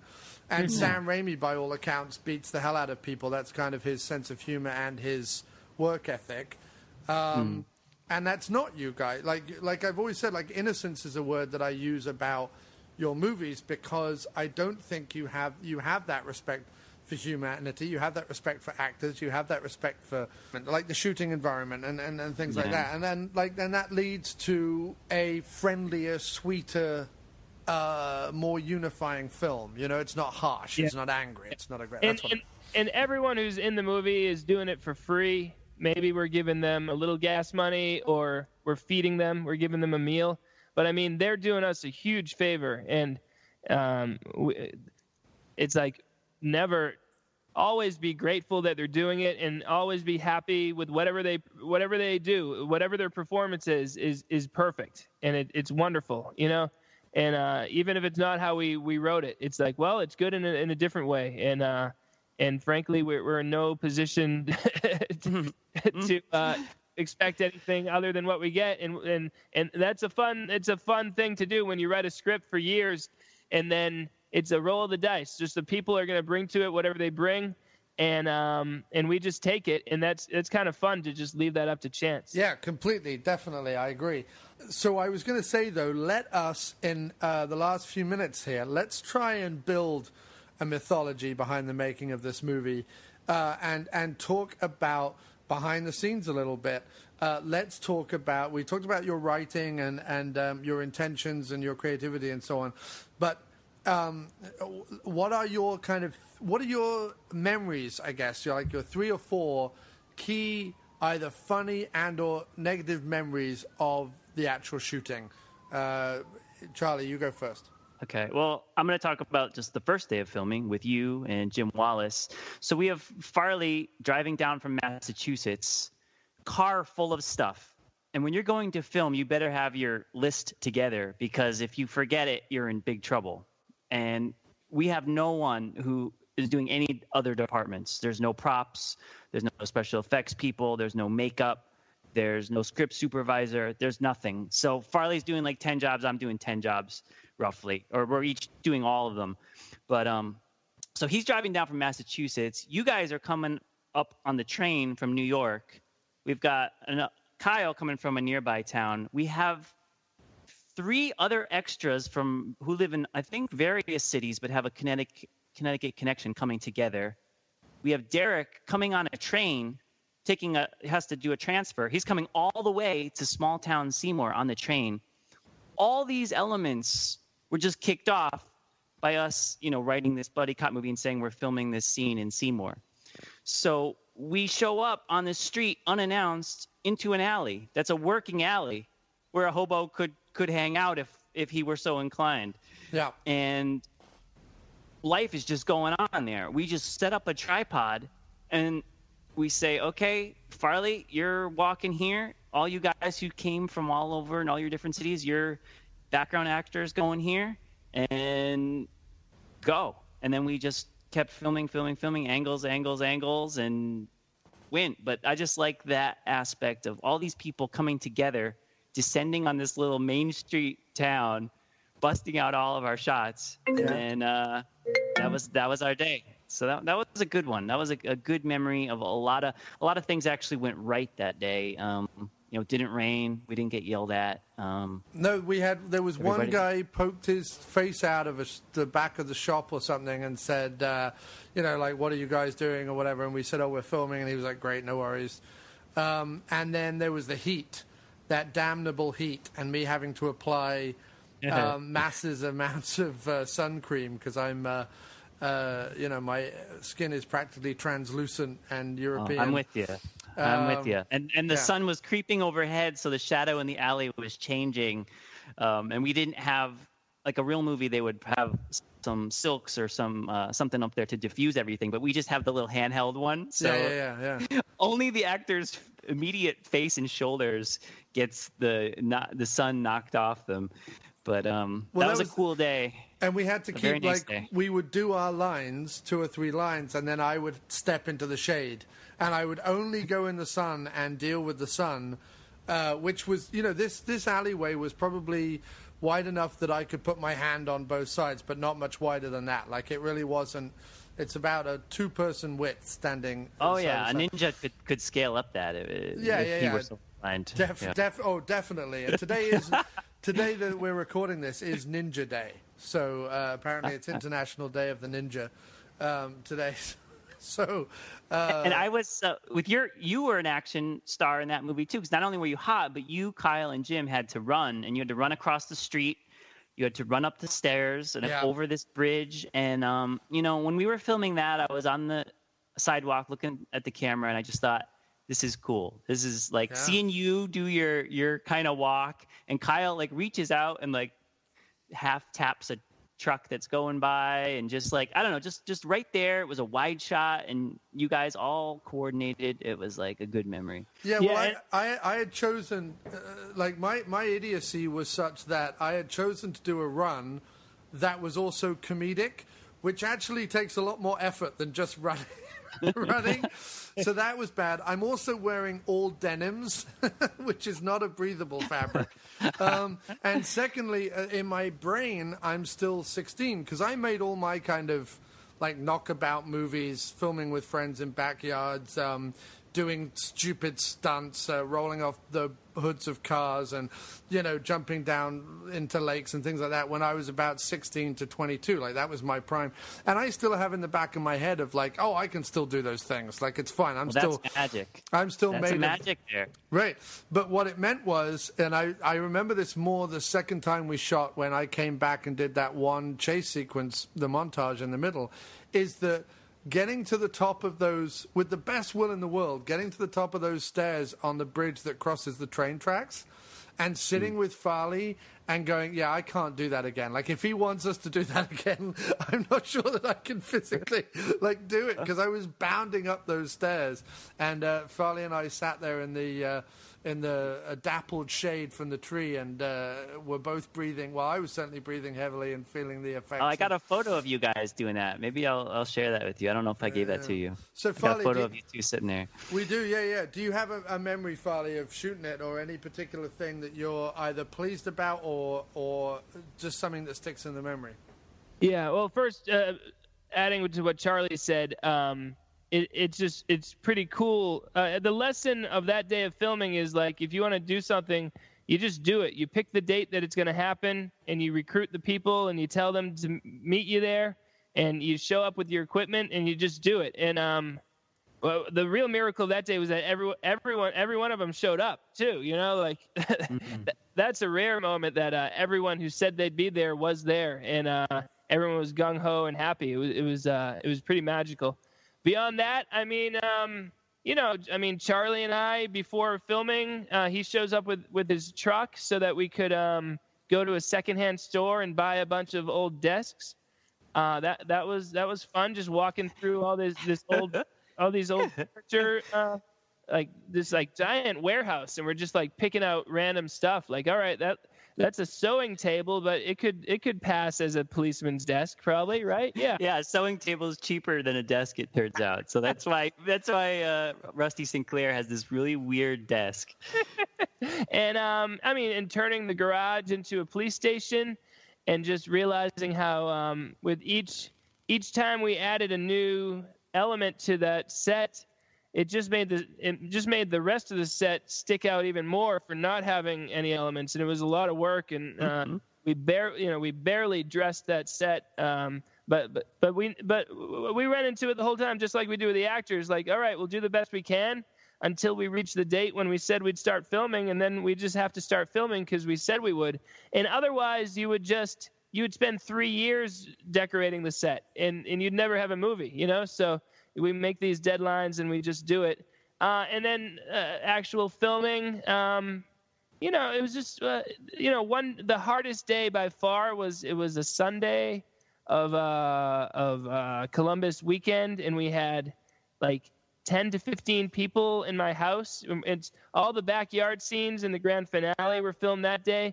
But also, it was the only day we had Brendan and Randy, so we filmed them in a park doing their campaign.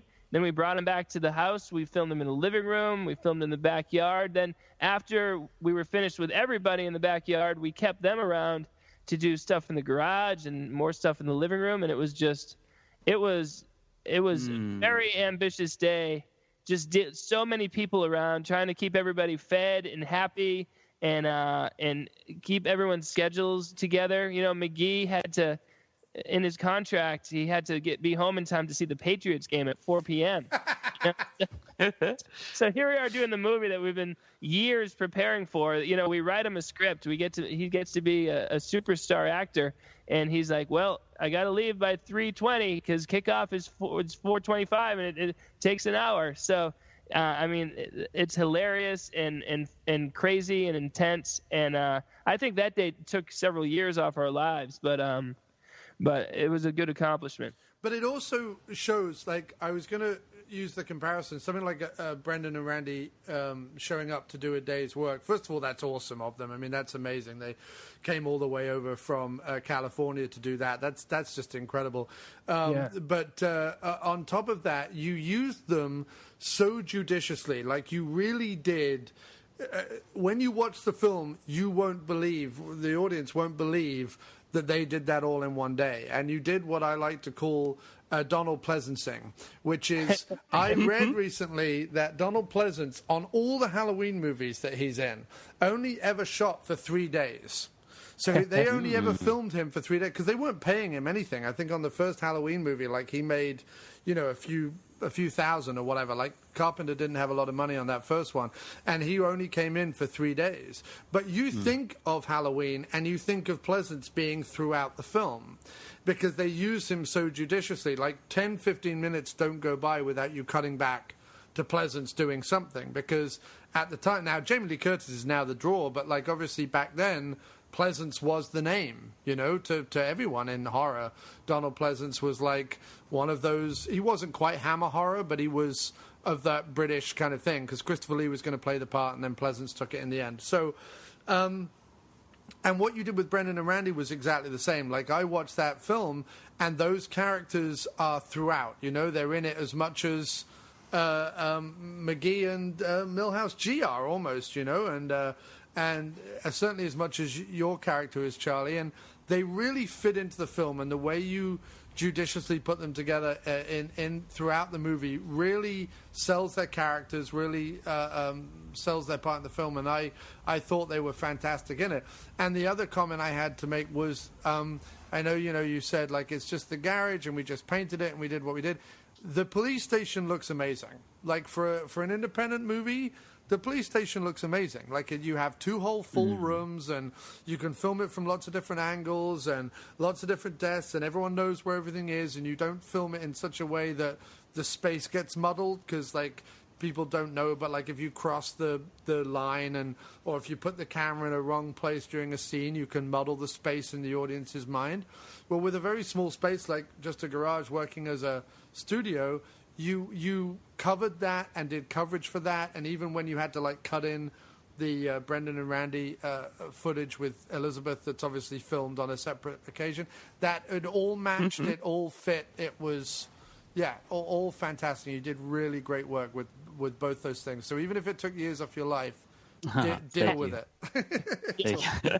I just want to add, like, when you're doing that, it's like this puzzle piece. You're like, all right, we have this much time. We can grab these shots, grab those shots. What are we going to do about the fact that Sharon isn't here for this entire day of filming, but she's in several of the scenes? And it's definitely a puzzle and like problem solving activity to figure out how you're going to do it. And I think Charlie edits it together seamlessly, so that like I'm watching the movie, sometimes I forget that I wasn't actually with the actor in the scene I'm watching. That's how smooth it works for me. It works really nicely when Sharon gives high fives to you and Tom, and it turns out that she wasn't there with Tom. But it's just there's something about the continuing action there, and just the cut of it that and her eye line. And Sharon she is just on point. She just is unnatural. So having her giving looks to other people, all that stuff that she does is just, when you're editing, it's just perfect. It just goes right in. Well, everyone in the film is amazing. I mean, obviously, I'm always watching. And Farley, too. Yeah, everything Farley does is so easy as an editor, and you don't realize it until you get into the movie later. I'm sorry to cut you off, John. No. I was just going to give you more praise, but like all the actors in the film, especially your regulars, like what I think of as your core cast, all fantastic in the film. I mean, Chris Peterson is incredible in the movie. McGee is on another level in this movie, like just incredible in this movie. Mr. Farley, Farley Sr. is incredible in the film as always. Even Jim McHugh stepped up, and we've joked in the past that he kind of does one line and then asks for the next line and does the next line and so on and so forth. But in this, like, he seemed, I don't know what it was like on set, you'll have to tell us, but like he seemed like he was having just so much fun with the role and loved doing it and really enjoyed having, like, he just seemed to be having a ball. Was he loving it being a much bigger part on this film? Well, he was more focused than ever. I mean, he was when we weren't filming, he'd just go off in the corner and just open up his copy of the script and just be staring at it. And, I mean, he'd show up early, show up whenever we asked him to. I mean, I just call him up like, can you be in Derry, New Hampshire at 8 a.m. on Sunday? He's like, yeah, sure. And I mean, it's so nice for him. He has to drive an hour to New Hampshire, and go foot to foot with Kevin McGee, barefoot to barefoot. So, he was so happy the whole time, just like you're saying, John. He was smiling the whole time. He was so nice, and it just comes out in the movie, and it makes everybody happier around him. Yeah, we were cracking He's so up. funny, so happy.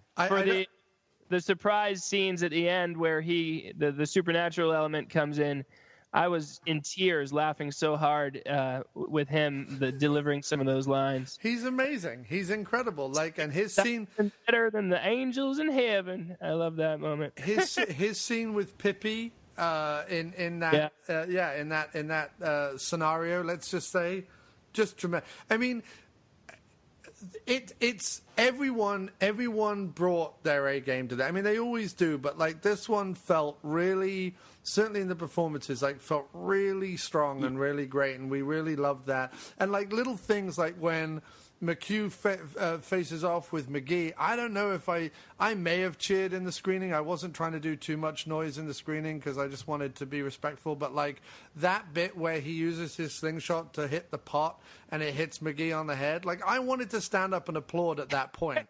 That's how much I love McHugh and him being in that movie and the role he's playing. So for people who make their own movies, I would say this too. With McHugh, you don't use the word a good actor, because that's so confining, I feel, or whatever. You just say, is that person an entertaining actor, or are they going to bring something to the movie?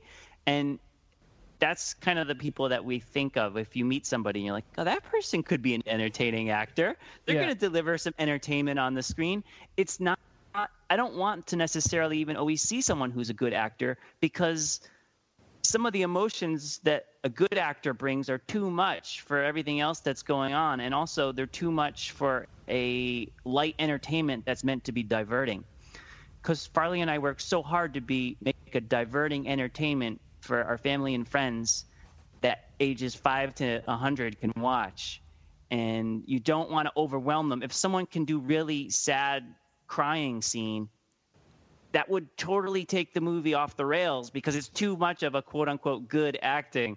But this is just entertaining acting and right for our feel. I still say that Matt has some moments of true sadness and passion and anger, and when you started to destroy the police station, I was both with you as but then also laughing. It was we were so worried about the budget. Necessary, yeah. I didn't see it coming at all.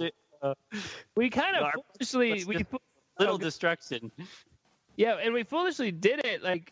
After we did it, we're like, wait, we need to film in here more, scenes that take place before the destruction. We had to put the piece the lamp back together. And I cut my hand too. Remember, Charlie? I was very dramatic about that.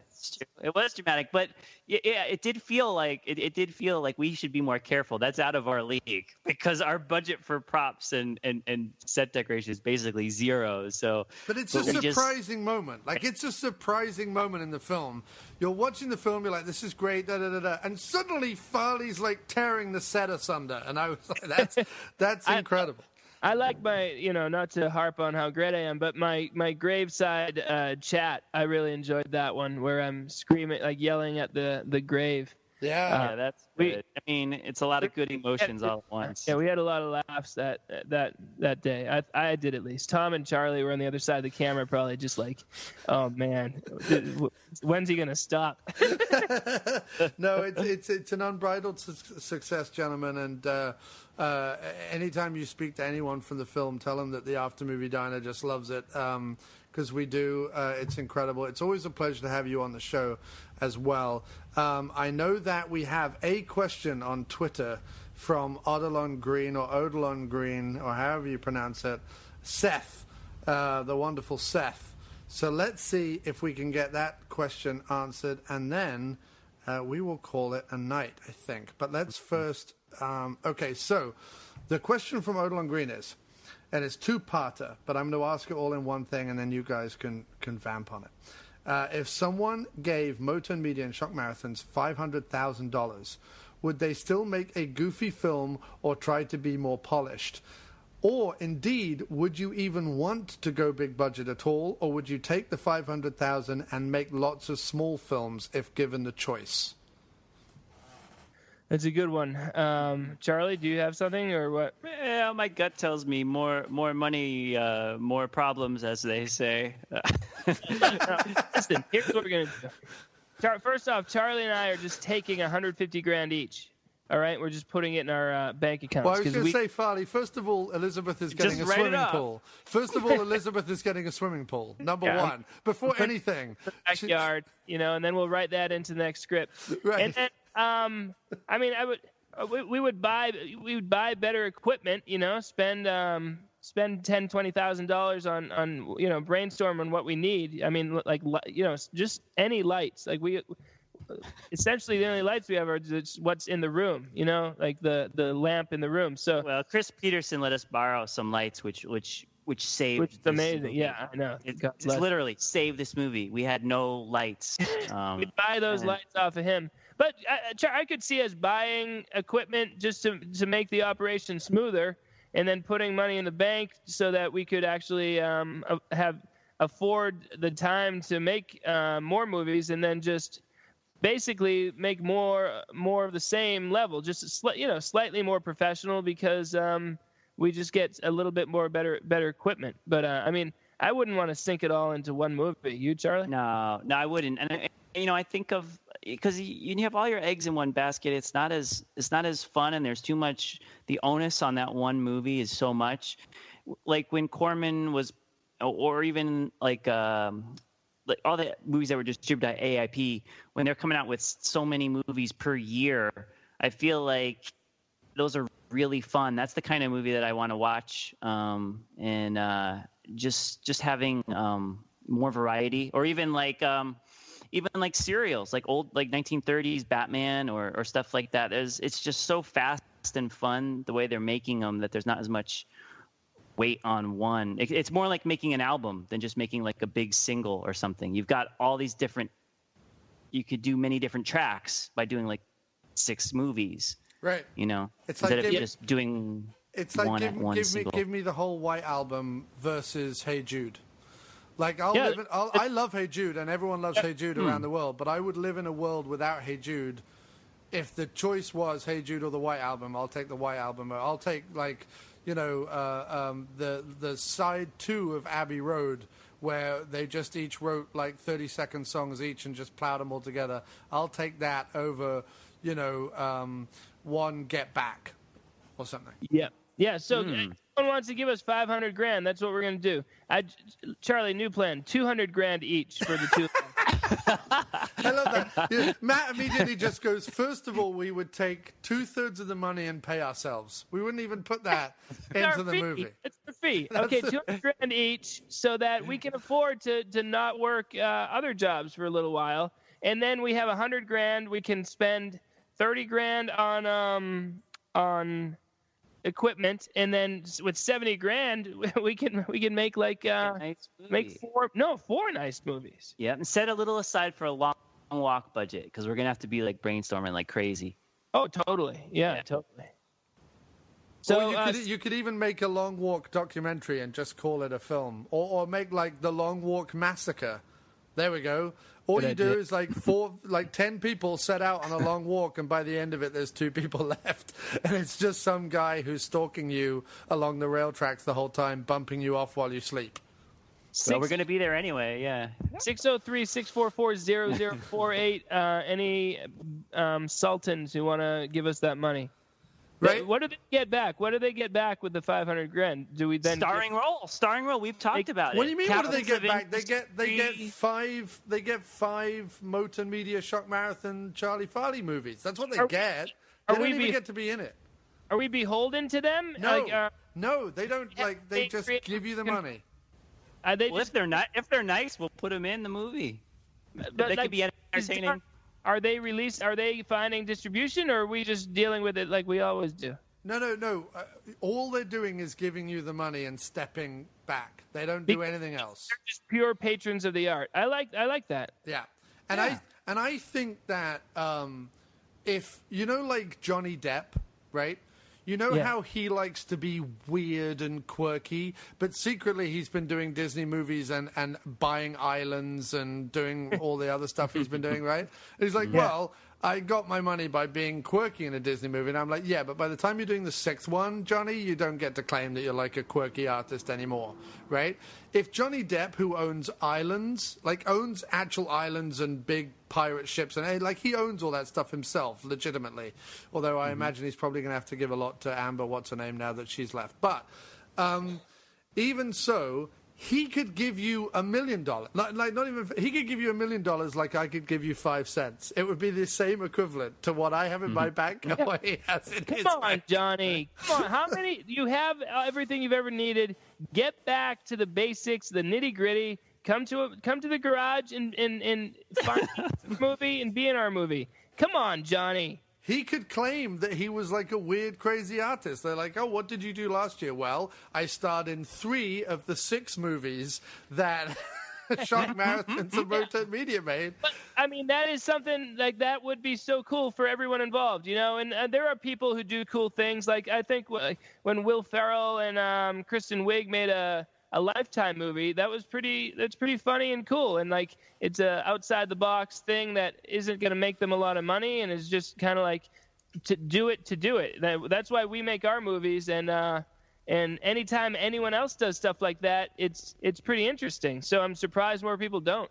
Yeah, me too. I'm completely surprised. I think the only thing that stops people is I think it's the fear of the blank page. I think people look at it and go, this has to be perfect, this has to be something, this has to have an A, B, and C plot, this has to have a first act, a second act, a third act, it has to have this, it has that. And I think people start running through their heads all the stuff a movie has to have before they even put pen to paper, and I think that probably deters so many people.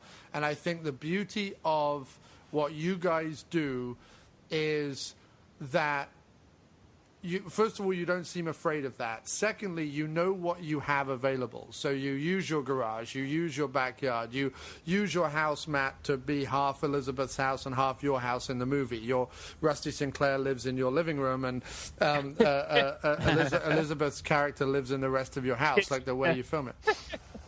Which is awesome.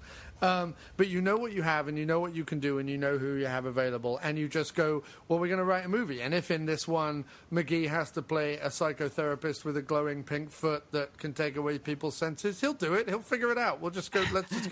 And that's what's amazing. We knew we had Tom, who had done many an accent on some Moe's Haven tracks with Farley. And, you know, when you need an Eastern European, you go to Tom Scalzo, and he delivers. And he doesn't do an Eastern European accent at all, but he just does his own accent with a slight, like, speech impediment. It's so he's so good. And the fact that there's the thing that I think Farley and I don't know if anybody enjoys it as much as we do, but just his like the little things he goes off on and his philosophies and things like that. It's just the fact that that's in a movie. I would hope that the audience member would say, I can't believe this is happening. Yeah. That's what we want people to have, because we can break all the rules that people who have to answer to 10 or 15 or 20 producers and exec. We can have the Eastern European just talk about private property rights. Right. And that is awesome. And there's this whole other thing going on there that you can imagine, like another movie and his background and all of this. And I just think that's funny, because it's a joke without being a joke. It's just the scenario, and it's true to the character, but it's also like a gentle rib against some movies that have just really weird stuff in them. Well, the testament to your film is that pick a character, any character in your film, from Kyle's character through to Matt's character, and you can build an entire movie around any single one of those characters. Yeah. Literally. Yeah. I could, my character could have a film. Sharon's character could have a whole film. Brendan and Randy's characters could have a whole film. Like, there's all your films filled with these rich and interesting characters. Tom Scalzo's character could have a whole film. Or like a music, like a Nashville or style music movie about Elizabeth's folk singer, you know? Yes, of course. And you could even he did Hobo Man. No, what is he? Vagabond Man McMurtry could have his own movie. And that's what's incredible. The preppy guy could have his. Yeah, everyone could. Even like Charlie, of all the scenes, like I love the film, but like you cracked me up. Like your muffin line when you're in the cupcake shop, not muffin, sorry, cupcake shop, and you're in line at the cupcake shop during the big finale. That I was just that had me laughing. Brilliant. Oh, cool. Thank you. Elizabeth hanging up the phone. That was absolutely hilarious. That had me laughing into the next scene. I had to rewatch the movie the moment I got home because I missed a whole scene from laughing at Elizabeth. Like it was fantastic. So it's a fantastic achievement. I could talk to you about it all night. But just to say this. Every single critic on the planet at the moment is going on about this movie, Arrival. And the reason why they're going on about it is 2016 has been so crap for films. It really has been terrible for films. I've actually been trying to catch up on movies I missed, and now I'm wishing I wasn't, because that's how bad 2016 has been for movies. That when Arrival came out, which isn't entirely horrible, people have been raving about it because they're like, oh, it's a sleeper hit. It came out of nowhere. No one expected it. And suddenly it's like this big hit and everyone loves it. And the critics are going all crazy about it. Well, I watched it at the weekend. I couldn't. First of all, none of the characters in the movie even sustained the movie that they were in. Right? But you couldn't have taken any of their characters, either their backstory, their future story, their current story, nothing. There was nothing about anyone in that movie that you could extrapolate and make anything interesting out of. They were absolutely tissue paper thin people that were simply functioning to tell an M. Night Shyamalan type twist, ultimately. And therefore, the movie that all the critics are raving about, Arrival, doesn't even make my top 10 of 2016, whereas Slingshot Cops is right in there. So that's not that's not because I know you. That's just because if I saw Slingshot Cops in 2016 and all the other movies that I've watched, and I've put lists up to show all the films that I'm trying to catch up on for 2016, Slingshot Cops would still make it into my top 10 because it is a far superior film to so many that have been made this year. So I think sometimes with movies, they start off with an agenda or something that they a scenario, just something that they want to convey. And it doesn't come from a character standpoint at all, and then they just have to fill in the blanks with the stereotype characters. But a lot of times when we work on ours, we just try to think, who can Farley play, and we've got the character first. Yeah, and like Woody Allen movies or Wes Anderson movies, or who else does like ensemble pieces, like Robert Altman movies or whatever. You put them on because you go, I want to spend 2 hours with those people. Like, whatever it is, whether it's the Upper East Side of New York, or whether it's the crazy Tenenbaum family, or whether it's, the people in Nashville, or The Player, or whatever. You pick your Altman movie. They build worlds so well that you go, I want to spend 2 hours in that world for whatever happens. So who falls in love with who and who kills who and whatever. Not really important. I just want to spend 2 hours in them. Your films are like that. I want to spend 90 minutes in like Moternville or whatever the name of the thing is, because you flesh out the towns in which your mysteries, monsters, and action takes place. You flesh them out so well that I like that. It's like returning to it's like returning to your hometown, and it's filled with all the like eccentricity that you remember it being when you were in childhood, and you return to that town and you're like, I just want to spend a couple of hours there drinking it in. That's what watching your movies like. We can flesh it out at the same time. We can distill it down to its a simpler world, which sometimes I kind of wish the world were like. For example, in Slingshot Cops, the way that a commish works and the way that the mayor works, it's all a simplification of how real politics or real paperwork goes. But that's boring. Real paper, that's like real world. That's not fun. Right. So we can kind of like simplify it all. Or in Manch Vegas, in the real world, Moss would never really be able to make enough money selling the hot dogs and the CDs for all those 3 people to be their full-time job. But what if we imagine they could? Right. And that's the world I want to live in, where you could walk around and do that, you know? Right. And I think it speaks to... I think it's the flip side. There's a lot of people going around like, I wish America was the way it was in the 50s. And there are a lot of people saying that with negative connotations. But there are also people out there saying it with positive connotations in terms of neighborhoods, in terms of families, in terms of adventures in your backyard, a more innocent kind of time, which is sort of that rose tint that people tend to put on. It's not so much the life they lived, but it's the life they watched on TV or the life they read about in books of that era, or maybe the singers of the day sing about that life, or, you know, and it's if you look at something like Edward Scissorhands, it's sort of the life that Tim Burton is kind of both parodying but also celebrating, in that kind of rows and rows of terrace houses and all the different colors and people mowing their lawns and things. And you know, Rocky Horror Picture Show has that aspect at the beginning of it, of Dentonville and all that stuff that's going on there, and the kind of Americana of it all. And you guys have that, and in that you tell your own stories and you tell your own twisted tales, and it's fantastic. But like the fact that you're able to build that seemingly out of a world that, seemingly out of a contemporary world, but also out of a world that no longer exists, but also out of a world that will never exist, is fantastic.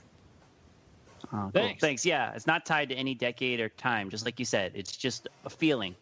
You know, we can have all the right emotions, but then you can just get rid of a lot of the boring details. One of the things I said with Kim after the movie was, I love how the Eastern European is never a figure of ridicule. Yes, we're kind of laughing at the fact that everyone calls him the Eastern European, but by the end, he's as, you know, he's like one of the heroes. Like, there isn't that thing like the you know, Manch Vegas or Moternville or Woodville Central, whatever you're calling the town this time. Like, they take him in, they embrace him. They, you know, he's part of the town now. He's just another one of the town eccentric. He's as important as the ninja and the poet and the, you know, all the other stuff that goes on in this town. You know, and that's what I love about it. That's what keeps me enthralled by your films. I feel like we've watched, Farley, at some point some classic, you know, 70s or 80s, not classic, but 70s or 80s obscure movie where they would just name their characters something really unique and charming, and we would just wonder why, but it stuck with us, you know, because we were watching for Shock Marathon, we're watching like 24 movies in a row, and it's the little things that stick out that are different that make us remember a movie. So it's like the ultimate test of what you can remember, because you're watching so much back to back to back to back. And when they would credit a character, it would be, you know, an actor would be somebody as, and it would be something as crazy as the Eastern European. So it doesn't have anything to do with his where he's from, his nationality. It could be as like the gardening fool. Like, it could be something like that. It could be anything. Yeah, there's one with the film Venom where it says like Oliver Reed as Jackie Boy or something like that. Like, exactly. It has something like you're like, Oliver Reed is so charming. It's so charming. And I mean, sometimes it's an actor you don't even know. Right. And it's just really charming that they took the time to name that character something and they just went with it. Yeah. And it's unique and memorable and all these good things. Yeah, it's like the what's the thing that they say about and introducing. That's what they say about like kids or their first movie, yeah. Mm-hmm. Yep. But I feel like you could do that in your movies. Like, you could say, and introducing McGee as Sensford, even though he's been in all your other films, and it's not his first film. I feel like you could have done that, and it would have been fine. Yeah. Well, there's a lot of first-time actors we've used. We could probably do it and introducing, and then list like 10 to 12 people. we always say Tom. Tom is always the last, and we say as, like, whenever we do the credits, and Tom Scalzo as Teddy Hollingsworth or the Eastern. Yeah, we've been doing that for over a decade. Yeah. Yeah, and it's see, now that's good, because I don't think that I'd noticed that. Like, I don't think that I'd noticed that was one of the little ticks in the movie. So I love that. It's in Sammy. Right, Farley. It says Tom Scazzo as Johnson. Yeah.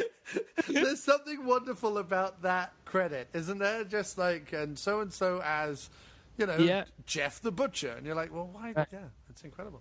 And Tom's in the movie for about 12 seconds. Yeah. That's Johnson. Well, look, that's phenomenal. Guys, Farley first, then Charlie. Tell us where we can find you, and tell us where we can buy Slingshot Cops.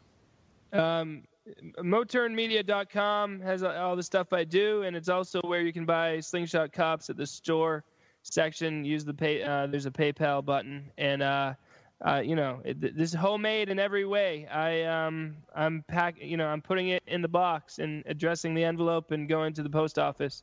We've sold like 40 something online so far, which is pretty amazing. If we've made some steps in the right direction. If we had made River Beast available for sale online, I don't think we would have sold that many. Charlie, what do you think? You're right. Correct. All right, and where can you be found, Charlie? shockmarathons.com. I have a couple River Beast shirts for sale there. Sometimes I'll post a picture of a fun VHS or talk about a little bit of horror, but more or less I'd say go to motern-media.com to get Slingshot Cops, because Farley's got the inventory and he's great at fulfilling orders. He's taking calls. In fact, we just filmed yesterday a quick infomercial, and Farley was rolling with it. He has, if he ever wants to get into the infomercial biz, it's there for the taking. Yeah, well, he does it each week with his podcast to rapture success. So we hang on every episode when it comes out. We can't wait. That's true. So, but yes, urge everyone to find these guys on Twitter at Shock Marathons and at motern-media. Check out their website and buy Slingshot Cops and buy it on Blu-ray to get the fireside chat with Jon Cross. Which I feel like is more informative than this podcast, and yeah, buy it on Blu-ray. And if you don't have a Blu-ray player, buy a Blu-ray player to buy this on Blu-ray, and then also buy it on DVD, so you have two copies, just like I did. Yeah, it's not going to be online. We have no plans or intentions of making it available for download or stream. So if you want it, you gotta buy it from us the sort of old-fashioned way. Yeah. And if possible, watch it with a group of people. I mean, that's part of the reason we're doing this tour, to show it with a group, because you need other people in the room to laugh. It is not meant to be watched in a mood where you're not ready to laugh. But don't laugh at it, laugh with it. Laugh with it, smile. Yeah. Just like feel happy. And I really do think that when you watch it with a crowd, there's a good feeling, and if someone had to review it after they just kind of watched it and like came home from work and they had a busy day and they were hurried and they just watch it by themselves, it's not going to be the same. So we do make it with the audience in mind more than probably a lot of filmmakers do. And you can laugh at it too. That's fine. I'll take any laugh. Yeah, but I just know that we were trying as hard as we could. I will criticize you if you laugh at it. Matt won't. Matt wants the money. He wants the laughs too. I want the authenticity. As long as they're laughing, I'll take it. No, true.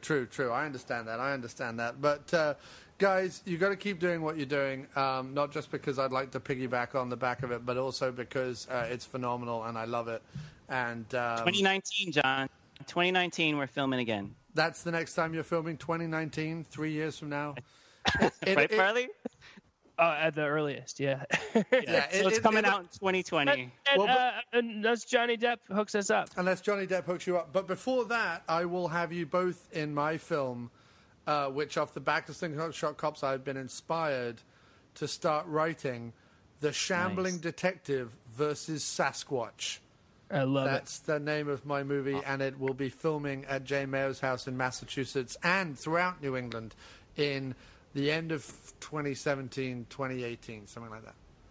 Sounds good. And I want you both in it. Awesome. Yeah. But anyway, I have kept you on the phone way long enough. Thank you so much, guys, for being on the After Movie Diner. It's always a pleasure to talk to you. I feel like I could talk to you all night.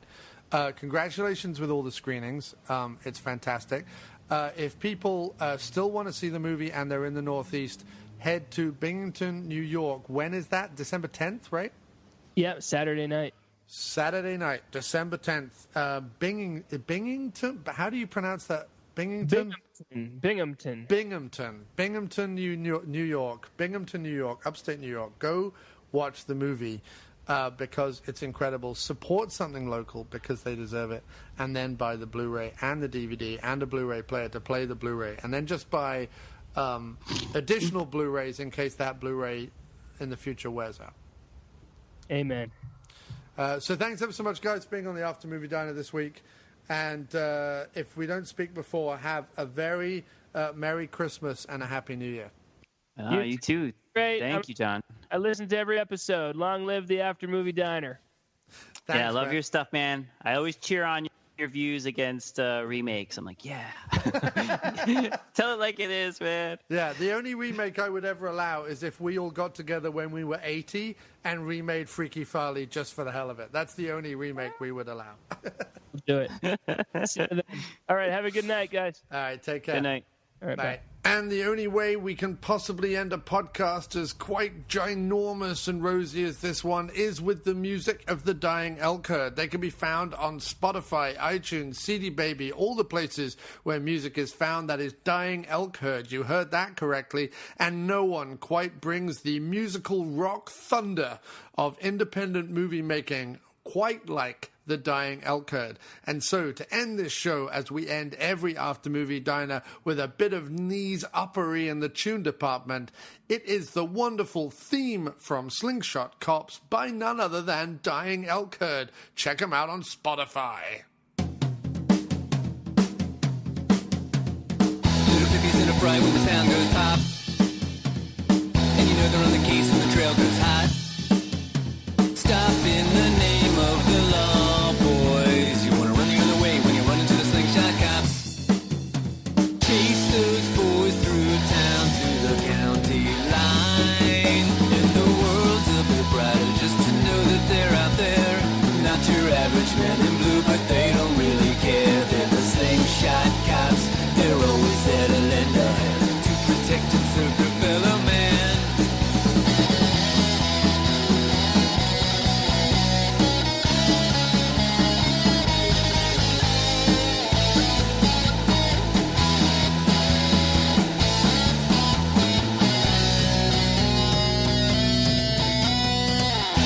Gonna quit, gonna pull out the stops. Never ever gonna die.